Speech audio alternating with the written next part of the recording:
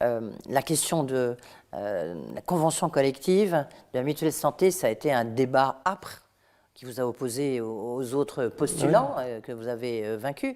Mais où est-ce que vous en êtes? La convention collective, elle était signée? Non, non, elle n'a pas été signée. On en parle depuis très longtemps. Elle n'a même pas été mise en route. Aujourd'hui, on en est à une augmentation des salaires. Ça a été validé. On travaille sur la mutuelle santé. C'est une affaire de semaines avant, à mon avis, qu'on trouve vraiment les bons acteurs pour se remettre en ordre de marche autour de cette mutuelle santé. Vous remettez tout à plat. Oui, et puis moi, je suis là pour rassembler. Je suis là pour trouver des coupables, trouver des solutions. Je suis arrivé, il y avait un dossier qui était lié à la mutuelle santé, qui était un peu complexe, voire un peu opaque, donc dans le fonctionnement et dans l'offre. Donc voilà, on a remis ça à plat et on sera en mesure de proposer quelque chose dès le mois de février. Comment vous allez développer la ruralité? Je pense qu'il faut regarder la ruralité aujourd'hui. C'est-à-dire c'est le bistrot de village, quoi. Alors oui, tout à fait. C'est-à-dire qu'aujourd'hui, on s'aperçoit que l'impact carbone va prendre vraiment un impact colossal dans le voyage. Donc on voit bien que les agences aujourd'hui mondiales nous disent on va venir en France, on a toujours une attractivité pour la France, mais on veut faire un peu moins de littoral, on veut rester un peu plus longtemps, faire moins de sauts de puce en avion, mais on veut découvrir les zones rurales. Mais ces zones rurales, il faut les préparer ou les préparer à pouvoir recevoir des clients dans de bonnes conditions. Donc il faut regarder, le parc hôtelier dans des petites villes et villages, qu'est-ce qu'on peut faire? Les bistrots, à mon avis, il faut redévelopper dans une bistrot, mais pas comme simplement un débit de boisson, mais comme un tiers-lieu, un lieu où on vient chercher ses colis, un lieu où on va faire un peu d'épicerie, un lieu où on va faire peut-être un peu de réparation. Voilà, vraiment l'idée du tiers-lieu au niveau des bistrots, parce que ça recrée du lien social dans ces villes et dans ces villages. Donc il faut remettre ça en place.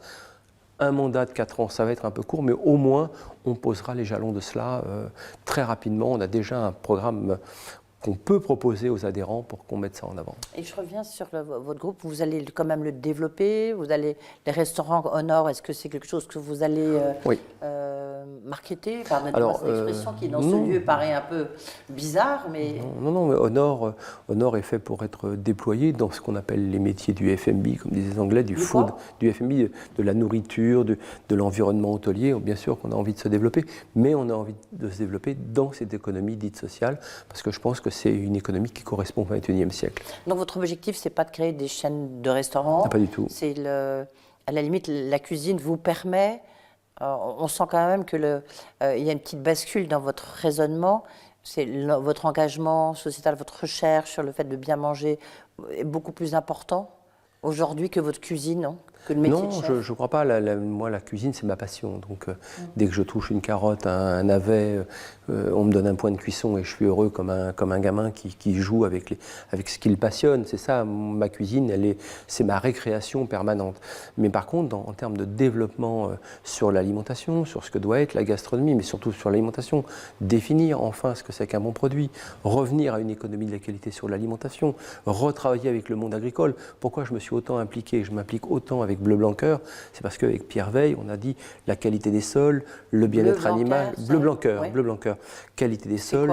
Alors, Bleu Blanc Cœur, c'est une association d'agriculteurs, d'éleveurs et de gens qui ont un peu compris ce que devait être l'alimentation. Ça a 20 ans. Donc, il faut des sols de qualité, il faut des herbages de qualité pour avoir des animaux de qualité, bien-être animal. Et l'OMS, aujourd'hui, nous dit c'est ça la santé globale. C'est ça un bon produit, son impact social, environnemental et nutritionnel. Donc, c'est de redévelopper tout ça dans toute la chaîne finalement alimentaire, restauration, hôtellerie, tourisme, pour qu'on soit très lié au monde agricole, parce que l'impact environnemental se joue là. Ce qui est amusant avec vous, c'est que c'est un peu comme les meubles qui nous entourent. Chaque fois qu'on ouvre un tiroir, derrière, il y a un autre tiroir, il y a un autre tiroir. Mais c'est les joies de la vie. C'est-à-dire que, d'ailleurs, quand on travaille à Saclay, moi j'avais des recettes, c'est des vieilles recettes de chefs que j'ai copiées, recopiées. Non, mais pas que japonais, français. Les Français m'ont toujours beaucoup inspiré. Les Italiens m'ont beaucoup inspiré. Donc vous cherchez une recette, mais la recette, elle est établie. Quand vous faites de la recherche, vous avez des cahiers d'essai, vous vous trompez beaucoup.